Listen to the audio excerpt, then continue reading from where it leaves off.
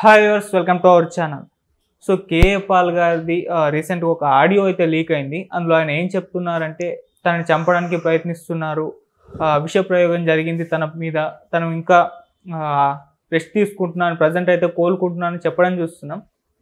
మరి ఆయన మాటలో నిజం ఎంత ఉంది, ఎవరు ఆయన పైన ఎటువంటి కుట్ర పన్నారు? సో ఈ అంశం మీద డిస్కస్ చేయడానికి ప్రజెంట్ మనతో పాటు సీనియర్ జర్నలిస్ట్ జయదేవ్ గారు ఉన్నారు. వారితో ఒకసారి డిస్కస్ చేద్దాం. నమస్కారం సార్. నమస్తే అండి. సార్, కేఏ పాల్ గారు ఆడియో మీరు కూడా వినే ఉంటారు కదా. సో ఆయన చెప్పడం చూస్తాం చాలా బాధగా, తనని చంపడానికి ప్రయత్నిస్తున్నారని చెప్పేసి, తన మీద ఫుడ్ పాయిజన్ చేశారు, ఇప్పటికీ కోలుకుంటున్నాను, ప్రజెంట్ పరిస్థితి అయితే ఓకేగా ఉంది అని చెప్పేసి చెప్పడం చూస్తాం. మరి ఎందుకు సార్ ఆయన చంపడానికి ఎవరు ప్రయత్నించి ఉండొచ్చు? మరి దీన్ని ఏ విధంగా చూడొచ్చు అంటారు? అంటే యాక్చువల్గా రాజకీయాల్లో అడుగు పెట్టినంత వరకు కూడా కేఏ పాల్ గారు లాంటి ఆయన రేంజ్ అంత పర్సన్ నాకు తెలిసి ఇండియాలో ఎవరు లేరు. అంటే పర్టికులర్గా ఆ రిలీజియన్కి సంబంధించి అంటే అంత ఇన్ఫ్లుయెన్స్, అంత రేంజ్ ఉన్న మరి పాస్టర్ అంటారు, ఫాదర్ అంటారు, నాకు తెలియదు, కానీ అంత స్థాయిగా ఉండే వ్యక్తి.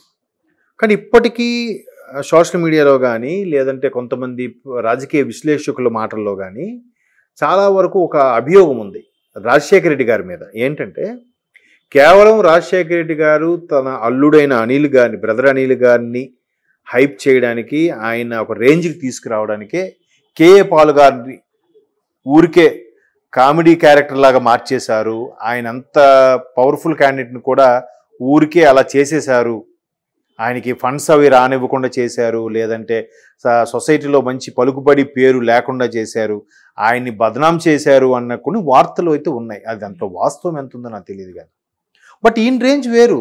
కేఏ పాల్ గారి రేంజ్ ఇంటర్నేషనల్ రేంజ్ ఇది. బట్ బ్రదర్ అనిల్ గారిది కూడా ఒక మోస్తరు నేషనల్ లెవెల్లో మంచి రేంజ్ ఉన్న పర్సనే. ఇప్పుడు ముఖ్యమంత్రి గారు అల్లుడు కదా, పైగా ఆయన కూడా మంచి క్రేజ్ ఉన్న పాస్టర్. బట్ ఈయన ఇలా చేశారని కూడా వార్తలు ఉన్నాయి. ఆ తర్వాత రాజశేఖర రెడ్డి గారి మీద కూడా ఈయన చాలా వరకు దుయ్యబట్టారు.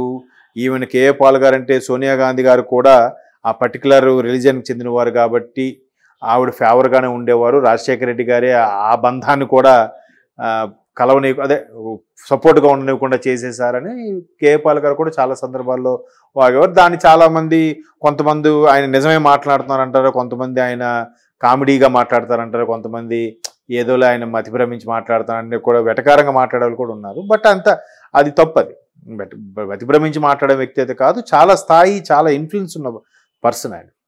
ఎందుకంటే ఒక సామాన్యంగా ఒక బిలో మిడిల్ క్లాస్ ఫ్యామిలీ నుంచి వైజాగ్ దగ్గర, తగరపోల్స్ దగ్గర ఏదో పల్లెటూరు అంటారు, మన ఎంతవరకు తెలియదు, కానీ అంత స్థాయి నుంచి వచ్చి సరైన క్వాలిఫికేషన్ కూడా లేని పర్సన్ ఈరోజు ఇంగ్లీషు, అన్ని భాషలు కూడా, స్పానిష్, ఇంగ్లీషు లాంటి లాంగ్వేజ్ కూడా అనర్గళంగా మాట్లాడేంత కెపాసిటీ ఎట్లా అంటే బికాస్ ఆఫ్ హిజ్ టాలెంట్. ఆయన ఏ స్థాయి నుంచి వచ్చాడని కాదు, ఇప్పుడు ఏ స్థాయిలో ఉన్నాడు అనేది ముఖ్యం కాదు. సో అటువంటి వ్యక్తి ప్రజాశాంతి అని పార్టీ పెట్టడము చాలా వరకు ఈయనే పాపం ఖర్చు పెట్టుకొని అన్నీ చేశారు. కానీ ఎందుకో ప్రజలు అతన్ని యాక్సెప్ట్ చేయలేదు, చేయనివ్వలేదు ఏమో, వీళ్ళు కూడా తెలియదు. మొత్తానికి అలా జరిగింది. బట్ ఆయన మొదటి నుంచి కూడా ఈ కేవలం రాజశేఖర రెడ్డి గారు, వీళ్ళ కుటుంబం లేదా కాంగ్రెస్ వాళ్ళు నాకు తొక్కేయాలని చూస్తున్నారు చాలామంది చెప్పినా కూడా ఎవరు పట్టించుకోలేదు. రీసెంట్గా కొన్ని వ్యాఖ్యలు కూడా చేశారంటున్నారు. షర్మిల గారు ఇట్లా మళ్ళీ కాంగ్రెస్లోకి వెళ్ళారు, ఇట్లా చేస్తున్నారు, రాజశేఖర రెడ్డి గారు ఆత్మతో మాట్లాడారంటే, ఇవాళ సైన్స్ ఎక్కువగా ఉన్న రోజుల్లో ఈ 21st centuryలో కూడా అటువంటివి అంటే చాలామంది నమ్మడం లేదు. నమ్మే వాళ్ళు నమ్ముతారేమో. ఇప్పుడు మనం యూట్యూబ్లో వీడియోస్ కూడా చూస్తుంటే కొంతమంది ప్రార్థనలు చేస్తున్నప్పుడు ఊగిపోతూ ఉంటారు, వాళ్ళకి ఏదో దీవెనలు ఇస్తే వాళ్ళు సెట్ అవుతున్నట్టుగా కొన్ని చూస్తుంటాం. అది ఎవరి నమ్మకం వాళ్ళది. సో ఈయన కూడా అట్లా చేస్తున్నారు అన్నట్టు కూడా కొంత ఉంది. కొంత అయితే ఈయన అన్ని అబద్ధాలు చెప్తున్నారా అన్నట్టు కూడా అనేవాళ్ళు ఉన్నారు. రీసెంట్గా ఒక మీడియా మిత్రుడు కూడా, సార్ మిమ్మల్ని ఎందుకు మీరు ఎంత ఇదిగా చేసినా కూడా మిమ్మల్ని కామెడీ పీస్గా చూస్తున్నారని, కానీ ఆ మీడియా మిత్రుడు మీద సీరియస్ అయ్యారు. నీకు ముందు ఆ భావం ఉంది కాబట్టి ముందు అది తొలగించుకొని నా దగ్గర రా, అందుకే నువ్వు ఆ మాట అడగగలిగావు, నాకు ఇంకెవరికైనా నువ్వు ఎంత ధైర్యంగా అడగగలవా అన్నారు. అంతే, కరెక్టే కదా. మీడియా మిత్రులు కూడా అంత స్ట్రైట్ అవే అడిగితే, ఇప్పుడు ఏముందంటే ఎంత స్ట్రైట్ అవే అడిగితే అంత పర్ఫెక్ట్గా జర్నలిజం అని అనుకుంటున్నారు. కానీ కొన్ని ఎథిక్స్ ఉంటాయి, కొన్ని అడగకూడదు, అడగలేము.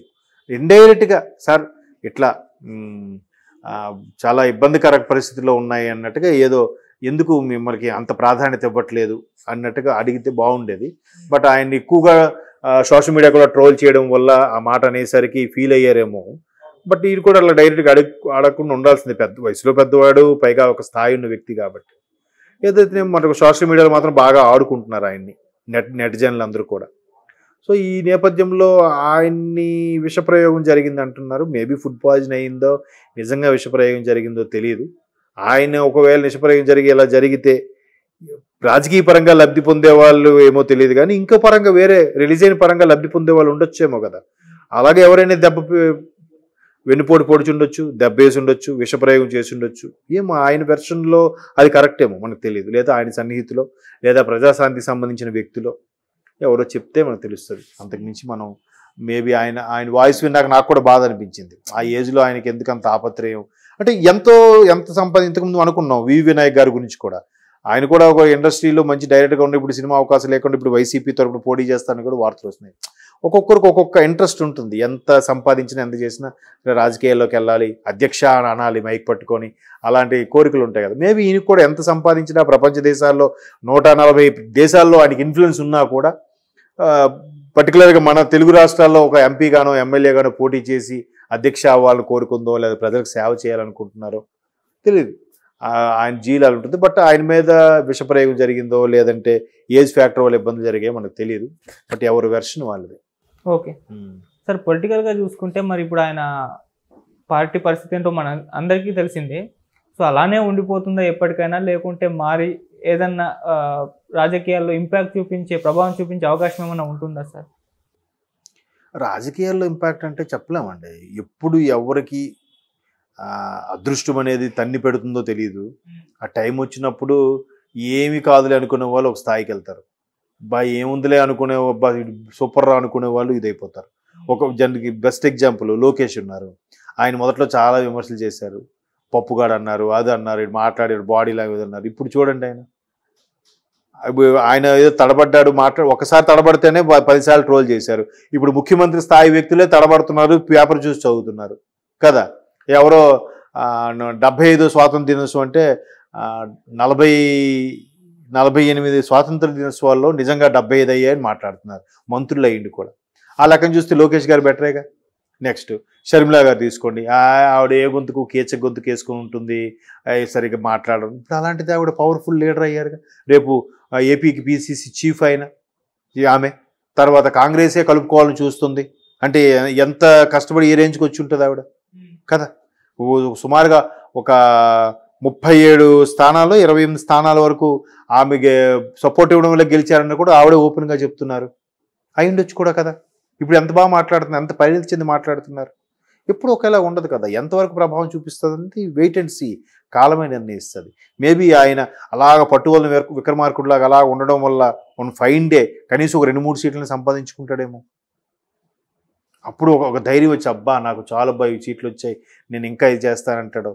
లేదంటే ఇంకా విసిగే చాలు ఈ జన్మకు ఒకసారి గెలిచా అని చెప్పి వెళ్ళిపోవచ్చు, లేదా ఇంకో పార్టీలు విలీనం చేయొచ్చు, పార్టీని ఇంకా ముందుకు తీసుకెళ్ళచ్చు, పుంజుకోవచ్చు. రకరకాలు ఏదైనా అవకాశం రాజకీయాల్లో ఏదైనా సాధ్యమే. ఎవ్వరు అబ్బా ఈయనే గెలుస్తాడు అనుకున్న వాళ్ళు గెలిచిన వాళ్ళు ఉన్నారు, పక్కాగా గెలుస్తా అనుకున్న ఎన్టీఆర్ లాంటి వాళ్ళు ఓడిపోయారు చిత్తరంజన్ దాస్ దేత్లో. కేసీఆర్ తెలంగాణ ఉద్యమ నేత, తెలంగాణ జాతి పిత, తెలంగాణ రాష్ట్ర సాధకుడు అన్న కేసీఆర్ గారు మొన్న ఓడిపోయారు కామారెడ్డిలో. ఎవరు చెప్పగలరు? రాజకీయాల్లో ఏదైనా సాధ్యం.